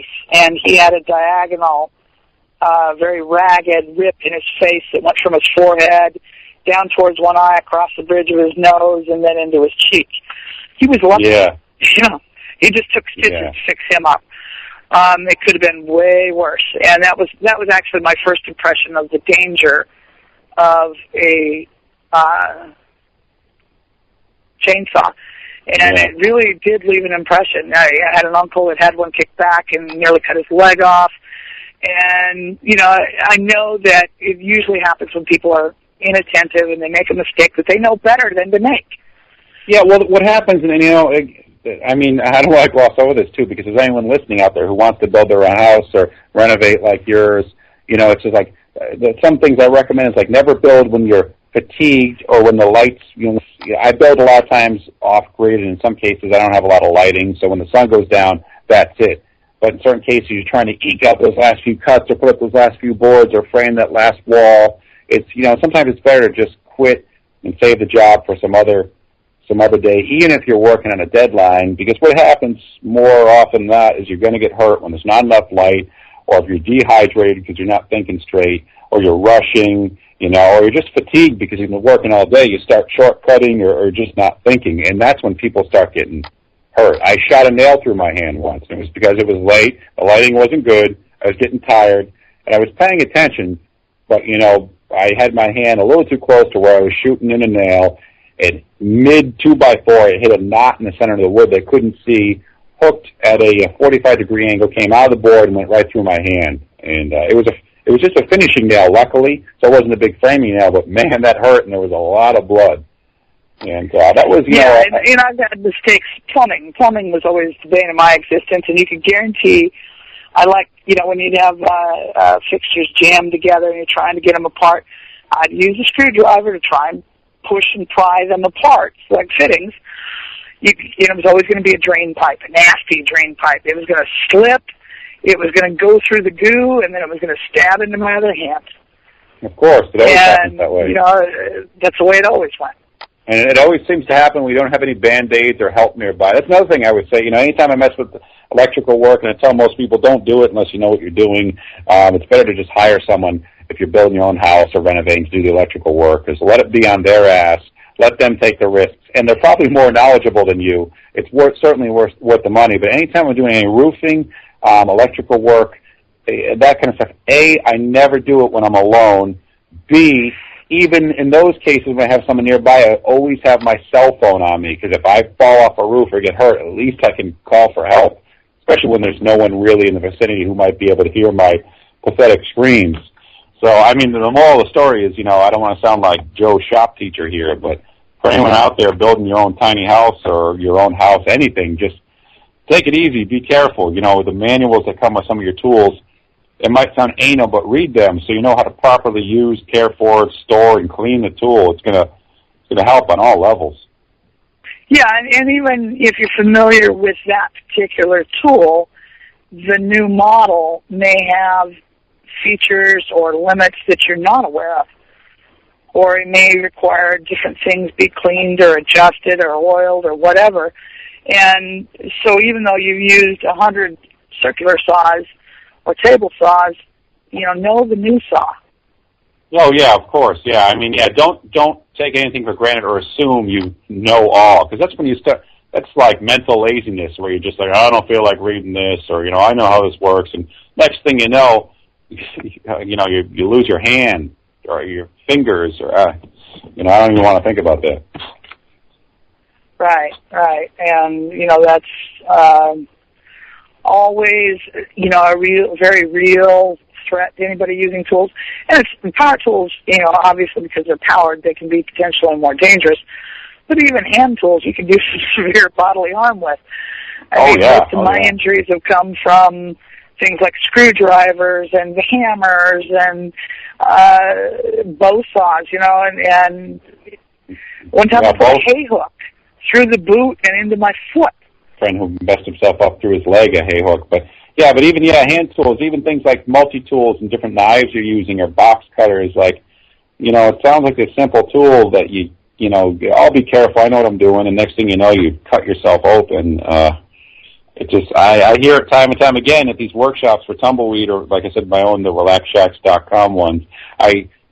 We always talk about, I'll bring up that I shot a nail through my hand, a couple other horror stories and things I've done, and I build, I won't say day in, day out, but pretty frequently, or more frequently than most people. So I've had, by having more contact with these tools, I'm at a greater risk, to be injured eventually. But these people all have their own stories. And actually, after a while, I'm doing workshops with 60, 70 people, it gets out of hand where people are telling these, in some cases, comical or horrific stories. So don't think it's not going to happen to you, because it's only a matter of time, as they say. But it's actually the number one job-related injuries on site are from ladders, actually, believe it or not. It's not from table saws, not from jigsaws, power saws, from ladders, setting them up improperly, falling off them, climbing too high on them. And I've seen that happen firsthand to a lot of people. I even had a buddy recently who thought he'd placed a ladder, and when he was done, he made the mistake of leaving it against a structure instead of just putting it on the ground. As he walked away, it wasn't quite stable, and the thing swung down and clobbered him in the side of the head. And his face was all swollen and bruised after. Luckily, he was all right. But there's another instance of ladder storage or ladder gone wrong. You can make a highlight video out of that. House. I have a story to go with that. At my great-grandfather's house, there was a ladder so old. It had incredible dry rot. This was in New Mexico. The nails were loose. The wood was spinning. And it was probably a homemade ladder to begin with.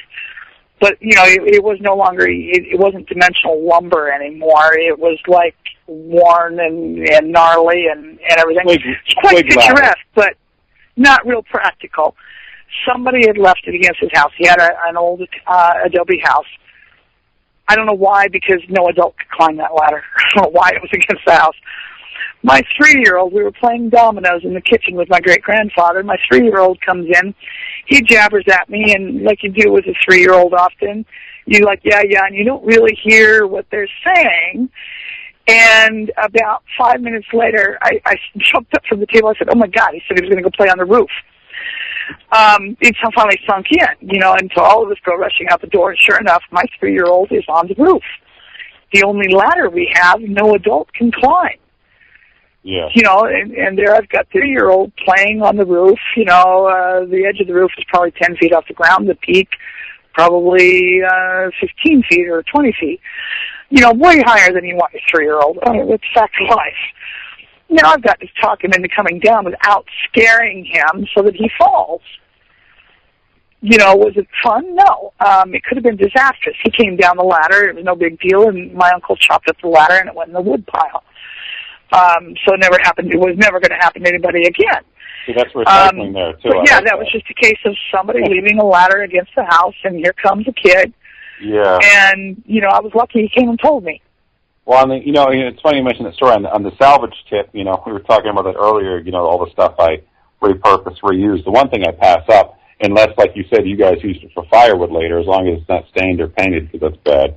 But, all the old school ladders, the old wooden ones with the rounded dowel, rungs, that's something, I see those all the time when people clear out garages. You want a ladder? If it's a wooden one, I'm like, yeah, no thanks. So usually there's some hidden rot in them, or the fasteners are coming loose, and more often than not, they're dangerous. I'd rather just spend, when I'm 16 feet in the air, I'd rather just spend $200 some odd for a fiberglass or aluminum ladder, a good one that I know that's safety rated and, well, safe. I'd rather just buy one than salvage one of those. And that's some of the things that I actually stray away from, because not everything is reusable, you know, especially when safety comes into play. Right. Well, like a ladder like that, well, then they're great for sort of rustic display of quilts or something like that. You can make bookshelves out of them. I've seen there's a bunch of things you can do with them craft-wise where you hack them up. If you go to Google.com and type in the wooden ladder recycling or usage or crafts or bookshelves, especially that, you will find a dizzying array of photo examples under Google Images of what you can do with old wooden ladders. So I'm not saying they can't be used, because I've used them for things like that. It's just not something that you happen to use. No, but I mean more so, I guess let me clarify, in terms of using them as what they were initially intended for, as ladders. The old wooden ones, usually they're just not as strong as they once were. There could be problems with them. I'm not saying never do. I personally won't take these old rickety wooden ladders, you know, off the side of a curb and use them as ladders. You know, I can use the wooden outs, but yeah, just, you know, it's another Fire Marshal Bill-like safety tip. I don't know, just so people out there who might be listening don't end up killing themselves. Right, and just like, you know, I've seen people come flying off ladders when working with electrical fixtures because they didn't cut off the electricity. Yeah, I mean, that's the whole other ballgame is electricity. And like I said, I mean, we could talk for 3 hours about that, but I just like to just... It's real easy. You just go to the breaker box, shut off the power. Yeah. Or just have, you know, honestly, like, if you're unsure at all, have someone else do it. Hire someone to do electrical work. I just tell people that... Some of the houses we looked at needed, because lately the thing has been to steal the wiring and sell the copper. Okay, one of the houses that had all the wiring stolen. That meant bringing in an electrician.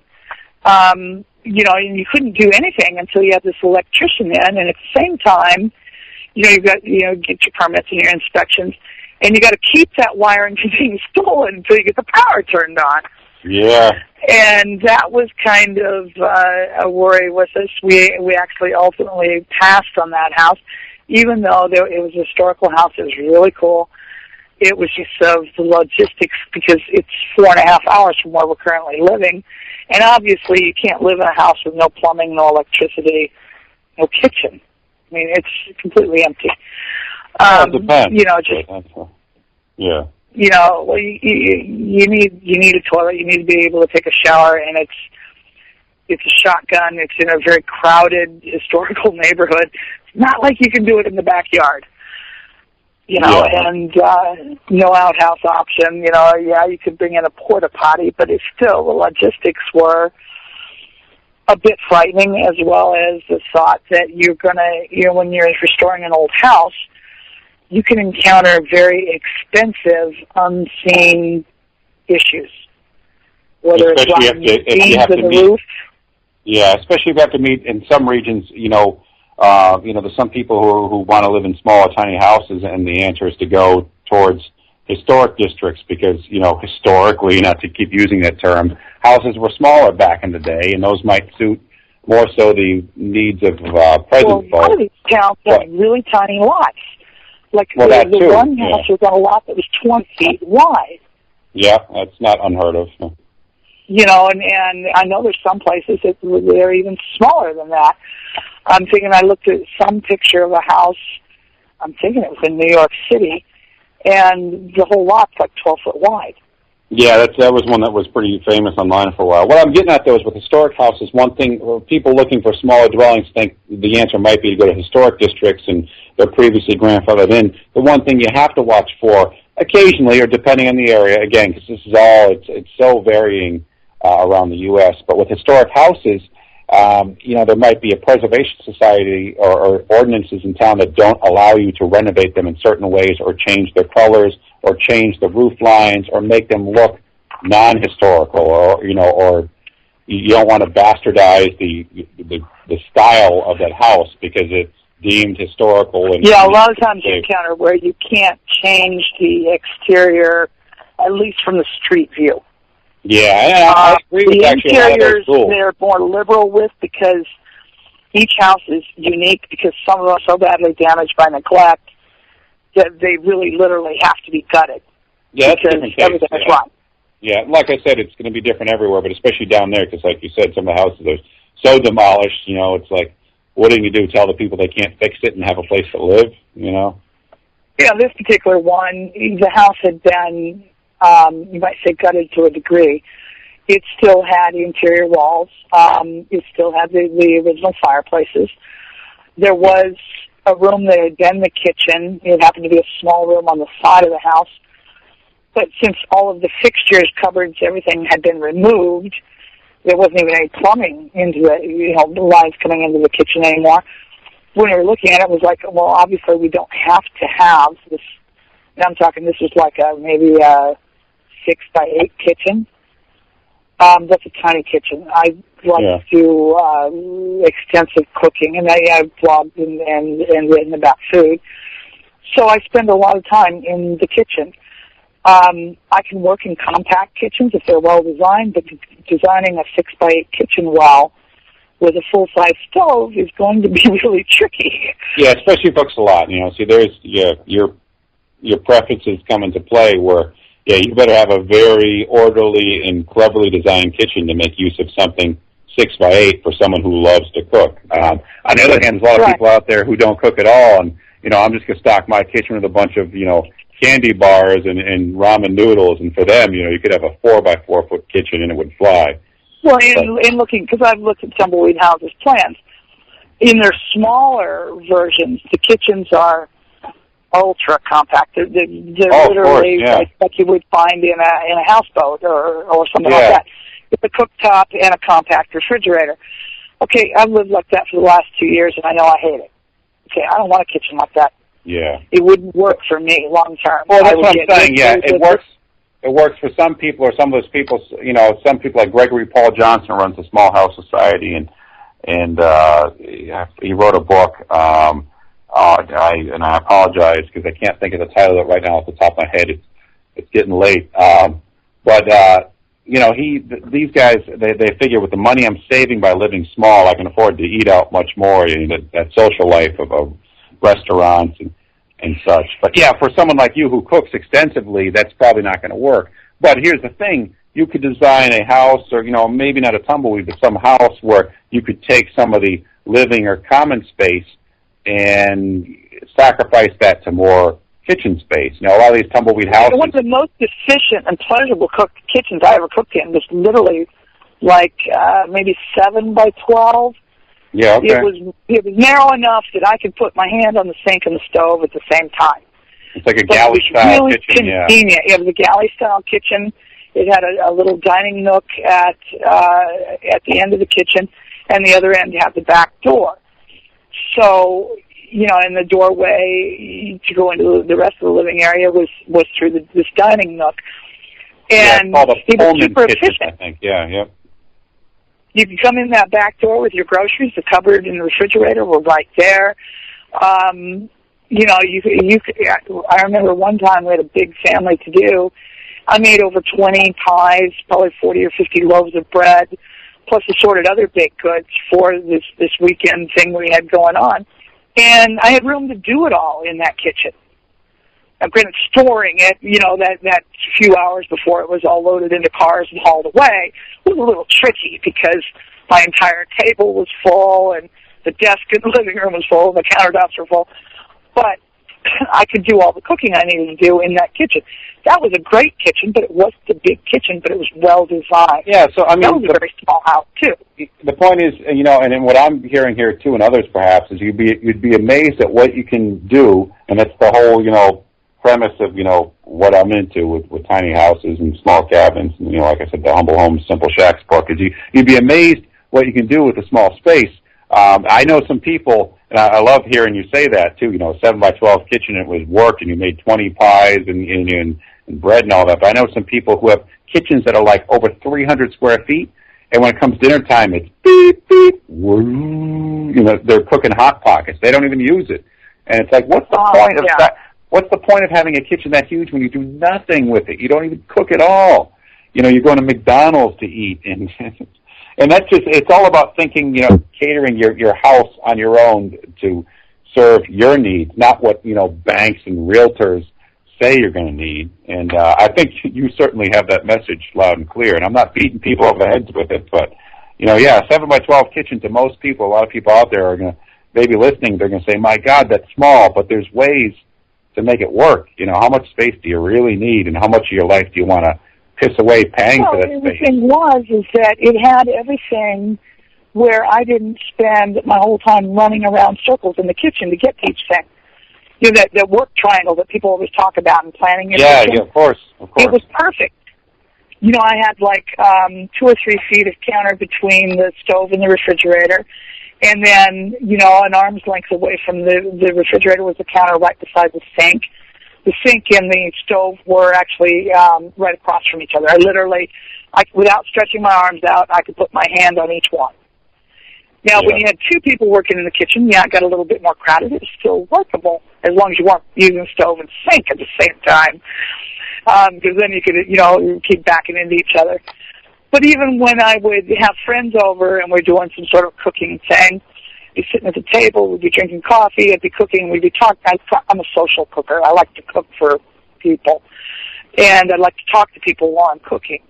And, I find it really amusing to enroll them in the meal preparation, especially people who don't normally cook. It's funny to hand them a dozen eggs and say, crack 6 of them into the bowl and just watch, because it's funny to me, because it's hard for them. And, and they find that it's kind of fun because they get to be silly and cut up and whatnot. And, that's my thing. That's like a hobby and my way of informal entertaining. And, that kitchen was great for that because you do have, just 6 feet away from the kitchen itself is this dining nook, which was big enough for a table and up to 6 people to sit at. Which is, I guess, a small nook, but, there you go, right there.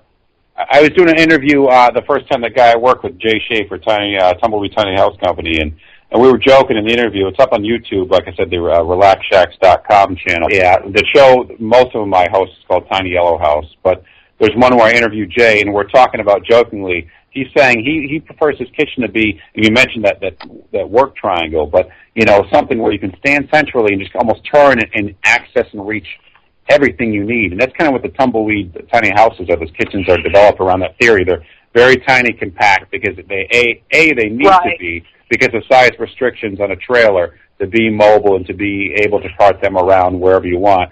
But we were talking about that, and jokingly I said, we started talking about, what if they invented the hula kitchen that you almost wear and you could just spin around and access everything you wanted? But, that's the whole premise right there. You want everything within easy reach. You do need some breathing room and some operating room, of course, to be factored in, but you don't need, unless you're running a catering company, some of the 300-square-foot kitchens that they're offering in these, developed housing communities, because that's just, it's a showpiece. Few really need that much space to cook scrambled eggs in the morning. Right. And I find that, yes, I need counter space and electric because I do use things like a stand mixer. Because of my arm not working right, kneading bread has become something that's extremely difficult for me. I never thought that I would want a machine to do it for me because I always thought of kneading bread as very therapeutic and pleasant. And now I'm like, okay, the machine makes it way easier for me. But they're not exactly small and compact. You can't stuff them in a drawer. You've got to do something with them. And there again, because they're heavy, I need it where I don't have to move it to use it. That means it stays on the counter. So, the whole thing is that, yes, I have some unique needs. Like when we were talking about kitchens, I said, look, these overhead microwaves, that doesn't work for me anymore. I can't lift things in and out of it easily. If it's more than what my left hand alone can handle while I'm up a creek, it's like, Greg, can you come fetch this for me? Or can you put this in there, out of it? Things that are overhead have to be lightweight and easy to get to. And there again, if it gets too low, then I've got to lift it too high, and I can't do that either. So I'm like, you're restricted to this kind of narrow in the middle for storing heavy items. And, I'm probably not unique because I'm discovering as I'm talking to other older adults that most of us are inflicted with those types of restrictions at some point after 50 years of age. They may be longer, maybe sooner, but, at some point, most people are going to hit that, and you need to plan ahead. When I look at the tiny house, the tumbleweed houses, they're really cute, they're really compact, but they all have loft beds. Yeah, and there comes a point in your life where climbing up a ladder to go to bed isn't going to happen. A month ago, I went through a period of time where walking was a challenge. The thought of having to crawl up a ladder, I don't think so. I'd have been sleeping on the floor. There's actually there are plenty of the tumbleweed travel trailer models. Actually, though, there's one, the Lusby, I believe, that has a downstairs bedroom, and there's some that don't have lofts at all. Or what I tell people too is like, listen, you can build a tumbleweed or whatever. You can build something according to what you want. Yeah, well, that's the beauty of it. I'm not even saying a small house, just building your own dwelling yourself or to meet your needs. I keep saying this over and over, hammering the point too repeatedly, but perhaps. But you build a house to suit your own needs. And in some cases, I tell people, say you bought a set of tumbleweed plans. But what I might do personally, because I don't have I've helped build tumbleweeds. I don't own one because I already have a house.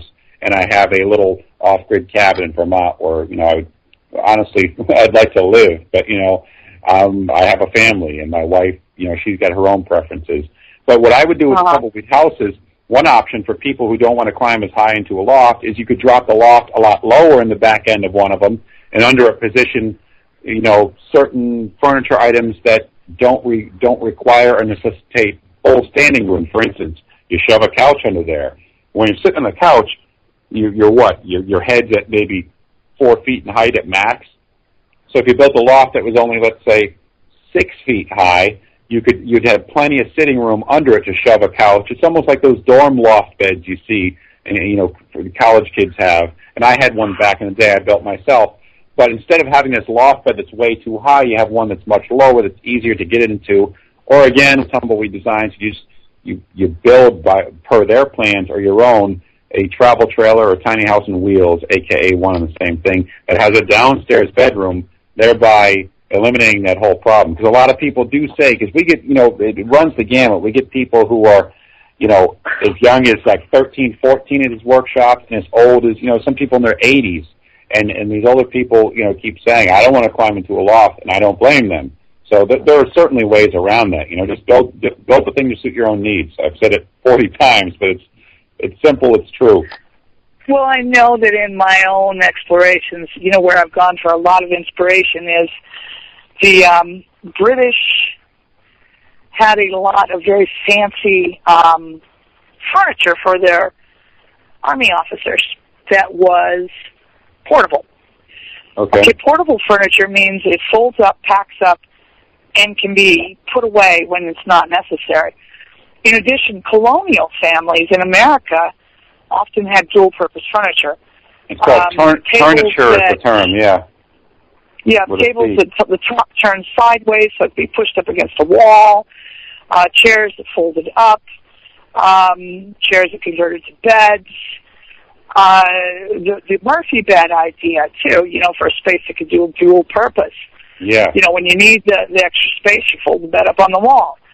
Now, I know personally if I had a bed that folded up in the wall, most days it wouldn't go up in the wall. So I wouldn't want it in my main living area, but maybe an area you use when you had something like that. Yeah, but if you lived in a place, if you lived in a place like Manhattan or New York City where you had to do that, it does work, and that's where you see it often. There's a place called Resource Furniture in New York City. I think they have an office in London, somewhere else, but they specialize in Murphy bed style and transforming furniture. I don't know if you heard me before, but it's Turniture with a T is the term that's used now for some of the stuff. It's something that transforms from one item into another, and they're hugely space efficient. And Ben Franklin back in the day invented quite a few pieces of turniture. That term didn't exist, but you see like the ladder that flips over and becomes a chair, like a library style ladder that folds in half and becomes a seat. Things like that. Murphy beds, they're great though. I mean, yeah, it's true. Half the time you're going to leave them unfurled, but I have one in my Vermont cabin where the main floor at the time was only 10 by 10 feet. But if you want a nice, comfortable bed, you just drop the thing down, and bam, you have yourself a double bed. Right. So they're very, very valuable in small space. And even for a guest bed, if you put one in your small home or your compact quarters, or call it, if you have one in, say your office or your den or whatever room is normally used for, when you have guests over, you just put down the bed. It's not, anybody who's ever slept on the rollout or the sofa bed or whatever, they're not very comfortable. Yeah, not usually. There's a few that are, but most of them stink. But they do have some of those aero beds or mattresses, inflatable ones, which those, when you deflate them, are really compact. Some of those are actually, now that they're coming out with, they're pretty comfortable. And there's a solution right there. When you're not using it, it becomes a cinder block-sized little lump you can store somewhere. When you do want to use it, you just inflate the thing and two people can sleep on it. Those aren't too terrible. Right, yeah, there's lots of ideas you can use to dual-purpose spaces, especially, because a lot of people buy the starter home, say, often 2-bedroom, 1-bath, and then along comes Junior, and then, Junior's little sister. And now, all of a sudden, the house isn't big enough, and they need more space. Well, by dual-purposing, you can often create that space. Maybe you need to enclose your room. Maybe you need to add on a room or whatever. But you don't have to add on a lot of space, and a lot of times you can find the space within your current walls. Yeah, sometimes you have to. Yeah, because you're not allowed to add on. Yeah, we lived in a historical adobe house. We needed, more than one bedroom, and we actually scavenged. Some people were moving and were no longer going to be using it. It was this big, bulky room divider that they had used in their previous home, and it worked great because the living room was like 12 by 24, to block off a small portion of the living room and create a bedroom. And granted, there wasn't any doors and there wasn't really that much privacy, but it did create that barrier that you needed to define a bedroom space. Yeah. See, so you can often find space within your home without doing a whole lot. Yeah, there's two things I like in the story right there. You scavenged it, it was free, no skin off your back, and you made do with the space you had instead of going with the gut instinct to spend $40,000 to add on another room. It doesn't work for people, but sometimes the first thing you want to do is reevaluate the space you have. How can I make this work more efficiently? How can I make the space better for my current needs? And there's usually some options, but some people don't want to sit down and think about them. They're like, I'll just call Joe Contractor and he'll build me a new, addition for my Hummel figurine collection for 50 G's. There's, I think a lot of it sometimes just people, for starters, can just start or can look at what they have and what they've collected in items and sift through them and just downsize. I personally myself have a lot of crap I shouldn't have. I'll admit it, and I'm working on it. But I'm into a lot of hobbies. Some of them part my jobs, and they require some bulky materials and items. But I'm slowly working on it. But there's always a way to. I find that the moving is a great way to downsize because you quickly. Oh yeah. Say, okay, I don't need that anymore. We went through the fire. 2-bedroom. I had a house fire too. Yeah, that downsized me a lot as well. Yeah, it's terrible though. Yeah, a house fire is pretty devastating. I hung on to a number of things that were smoke damage for years. Yeah. But eventually they all did go away because of the smell. You never could get the smell out. That's what I hear, yeah. Yeah, the smell. I got it out of the clothing. I became an expert on removing the smell of smoke from clothing. But like some books and some other sort of soft goods you couldn't really scrub, you couldn't get the smell out of those. Yeah, luckily I've never had that happen to me, but I can't imagine. I always said that jokingly, but it's terrible. To have that happen, it's got to be awful. But even that aside, just downsizing for people isn't easy, especially here in the U.S. where it's all more, now, bigger, better. Well, 2 years ago we went from the 2-bedroom cottage to the travel trailer. We do have a storage unit, and I did put, that's full. And for 2 years, we've been paying the storage bill. We did get rid of the furniture, so it's just stuff, books and tools and camping gear and a couple of pieces of furniture that I went ahead and kept. Now, how big is the unit, if you don't mind me asking, the storage unit? Because it seems everyone... Yeah. Hey, that's not, for the record, that's not my phone. I'm in someone else's cabin right now, so I can't control that. But yeah, it's a small storage unit, but that to pay enough to have one big enough to store furniture in was going to cost us more than what replacing the furniture was. I got Especially since most of our furniture was what I call roadkill. It was freebies, stuff that I picked up. Now, why am I going to pay to store it? I'll give it away, and I'm done with it. Yeah, I just say what you should do is factor in down the road what you're paying per month for storage units, and instead, if you're allowed, just build a shed of equal, lesser, greater, whatever you need size, and you have quicker access to it, and you're saving money also. Yeah, well, we didn't intend to be here 2 years, so I'll confess to that. We didn't intend to live here for 2 years in the travel trailer. It was supposed to be a 6-month experiment. Okay.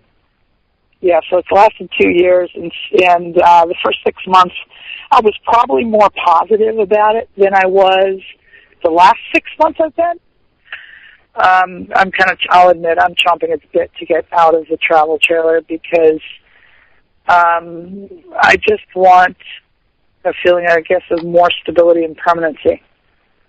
I may not be as much a gypsy as I thought.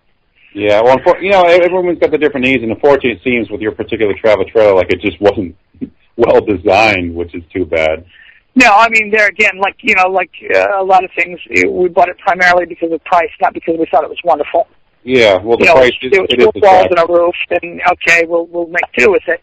It was there again, it was supposed to be a 6-month experiment. It's gone on longer than what we'd anticipated because, I really want to know, can we live in a small space? Now, I have to say, okay, Greg and I finally got married last fall. Anybody who's considering marriage should spend time together in a travel trailer, at least 6 months. Because at the end of the 6 months, if there's anything that's ever going to cause a problem in your relationship, you will know what it is. Yeah.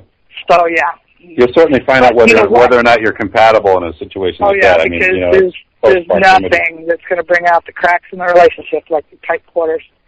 Yeah. But we have run out of time, Deke. I have really enjoyed our chat tonight. Hey, thank you so much. I appreciate it. You want to tell everybody where to find your website again before we go? Yeah, the website's relaxshacks.com, RELAXSHACKS.com, and the book's Humble Homes, Simple Shacks, which just came out pretty recently. It's available through Amazon.com, pretty much everywhere else. If they don't carry it, ask them to. And Tiny Yellow House, if you type that in on YouTube, is the show I host, or one of them, for myself and for Make Magazine. So check them out if you feel so inclined. And, yeah, thank you for your time. Oh, thank you very much for coming on tonight. Folks, we have run out of time, and as usual, it's been all too quickly. I hope that tonight's program has given everyone plenty of food for thought, as well as more illumination for their personal journey towards truth.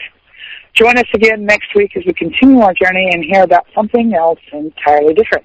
We're going to be talking about lasagna gardening, which to me sounds like the perfect method for those who are unwilling or incapable of spending their time digging through soil to plant their garden.